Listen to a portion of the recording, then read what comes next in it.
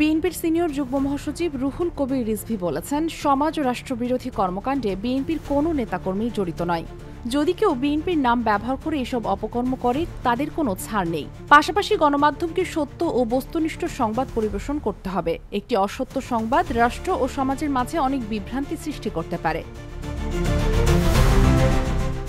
তিনি বলেন, কোনো কিছু ঘটলেই বিএনপির উপর দায় চাপানো যেন কারো কারো অভ্যাসে পরিণত হয়েছে।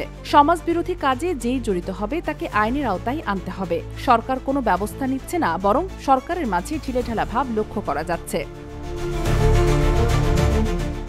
শনিবার ১ নভেম্বর দুপুরে রাজধানীর নয়াপল্টনস্থ দলীয় কার্যালয়ে সাংবাদিকদের সঙ্গে আলাপকালে তিনি এসব কথা বলেন। রিজভী বলেন, রাউজানে কিছু সন্ত্রাসী অস্ত্রসহ গ্রেপ্তার হয়েছে, অথচ কয়েকটি গণমাধ্যমে বলা হলো এই অস্ত্রধারী বিএনপির লোক।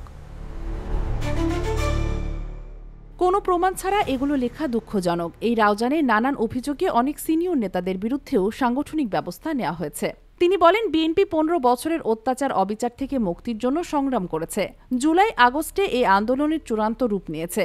মানুষ হয়তো কিছুটা স্বস্তির নিঃশ্বাস নিচ্ছে, কিন্তু এখনও আতঙ্কমুক্ত নয়। রিজভী আরও বলেন, আইনশৃঙ্খলা পরিস্থিতির দৃশ্যমান উন্নতি দেখা যাচ্ছে না।